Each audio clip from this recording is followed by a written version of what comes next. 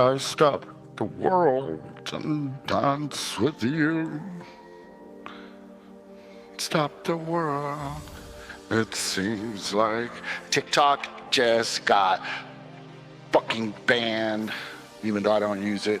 But I feel bad for all you motherfucker influence. That's gonna suck. But Mr. Trump gonna bring it back. And 5, 4, 3, 2, 1. What up, dog? How y'all living today? It's your boy Donnie Loco, coming back again. Saturday night. Just got paid. No, that's Friday night. Whatever. Anyhow, what up? TikTok just got banned.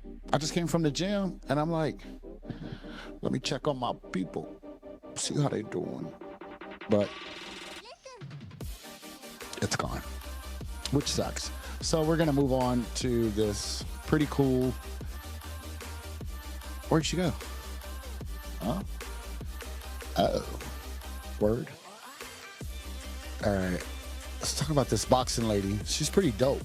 I kind of like her, like her whole story. It's 9 minutes. Let's go. I was gonna do TikTok, but didn't work out. So we shall. Growing up was tough. I was bullied a lot. I was smart, but I was built differently from the average girl. I didn't want to go to school. I just couldn't concentrate, couldn't focus. I was terrified. That's how I learned how to run fast, is by running from my bullies. I was running so much that I even had considered committing suicide to avoid getting beat up more and more and more. And my grandmother said, God blessed you with that athletic frame. They don't understand it. But as long as you use the gift that God gave you in that body, you're going to go out there and you're going to whoop some butts. Little brown little girl who was bullied a lot, who thought even about committing suicide, was terrified, moved school to school, school to school, school to school, ran from everyone. How did she become the most dangerous one in the world?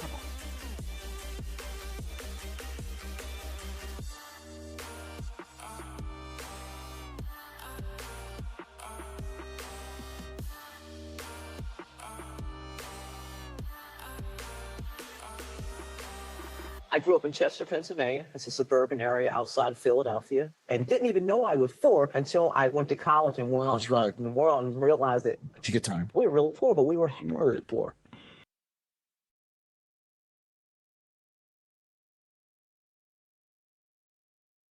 My school experience in Chester was tough because I was bullied a lot. And my uncle, he was a martial art instructor. He said, listen, you can't continue to run all your life, Freakin'. He said, now this is what we're going to do. I want to introduce you to karate. I said, I don't want to fight. He said, it's not about fighting. What we're going to do is rebuild your self-confidence. Every Saturday, I would spar with my uncle for 1 hour. He would walk in, lock the door, and put the key down behind him. The goal was for me to get the key, unlock it, and walk out. But I had to get past him. He went tough on me, just like a man would. And I would always find myself getting closer to the key, and then he'd move me back. I found myself getting closer and closer to the door. He'd move me back. Then finally, I'll never forget the day I fought my way past, got the key, unlocked the door, and walked out. That's how I earned my black belt.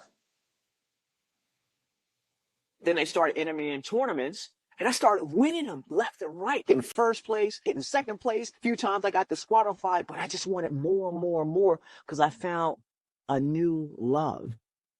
Not only were my skills getting sharper and No, she's dope. Sorry about that. Wrong one. I meant this. confidence were starting to evolve and grow and get stronger, as well as my self-esteem. Now, once those were all together, the rest was history.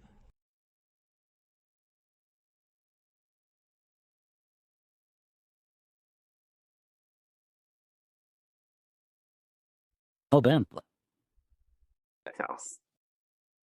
I'll never forget seeing Sensei Benny Urquidez. I saw him fighting on TV in Germany. He's one of the famous kickboxing world champions. And I was like, that's what I want to do. So I wrote his name down, his gym information, everything that I saw on TV. packed up everything, went out there to California and went straight and knocked off Sensei Benny the Jet Urquidez's door. He had a whole stable of fighters and they were champs. And here I am, don't even know how to kickbox, but I know karate.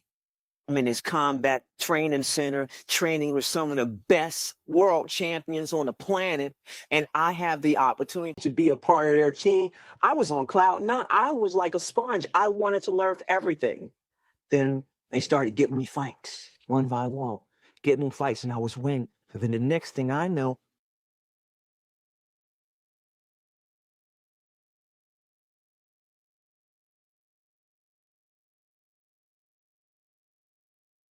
it was probably about 2:30, 3 a.m. in the morning. I'm tired. I'm done. I'm ready to go.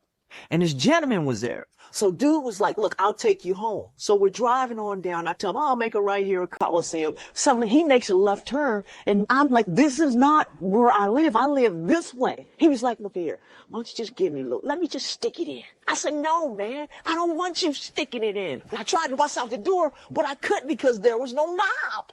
And I ran to the back of the van and tried to run out the back of the van. There was this big chain on it and a rock.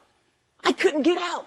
And when he tried to tackle me, I grabbed the end of his shirt tail and I pulled it over him real fast, tied it, and I swung him back and I pulled his pants down over his shoes. Then I stepped on his chest and I said, where the keys at, motherfucker? He said, they're in my pocket. I reached in, I grabbed the keys, I pulled the chain off. I said, let me tell you something, man. When a bitch says no, she means no. And I hit him. Wham! I ran. 15 years later, here I am, retired, coming in from the gym, turn the TV on, and they got him right there. Major break in the search for a serial killer. LA police do have a suspect now in the Grim Sleeper case. They arrested the man early this morning, identified as Lonnie David Franklin Jr. I picked the phone up real fast. I called my mother. I called my grandmother. I was like, that guy who tried to rape me in the van about 15 years ago? He's a serial killer. He had raped and killed over 100 black women in Inglewood and killed them in his car and his van. To this day, I have PTSD as a result of that van experience. But what I didn't know then. You hear that, Chewbacca? Holy Toledo back. Did you get my gummies? Why you look like that? All right, never mind. You tripping. I was trying to have a conversation with you, but you just want to keep, yeah, exactly. You're gone. And is that fight in the van? For what was to come.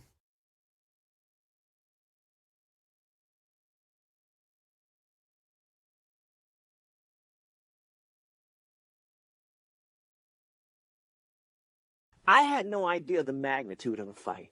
This battle to master some of the greatest martial arts in the world. I was like, yeah, sure, why not? Who am I fighting? The most dangerous woman in the world. The most dangerous woman in the world! Valerie Henry was her name. Her record was 27-2. At the time, I was actually talking to my mom on the phone. She said, listen, how the hell is she going to be the most dangerous woman in the world when I am? She said, you go out there and tell her that I said that you're the one that her mama warned her about. And when my mom said that, it sparked the fight in me. Press conference time come, they call us out. She says to me, I looked on the map and I couldn't find Chester. And I just said, listen, tonight you will find out where Chester is on the map. And I want you to know that I'm the one your mama warned you about. And I just stood there. Next thing you know, they're calling us, it's showtime. I knew it was the world championship fight, and I knew it was pay-per-view.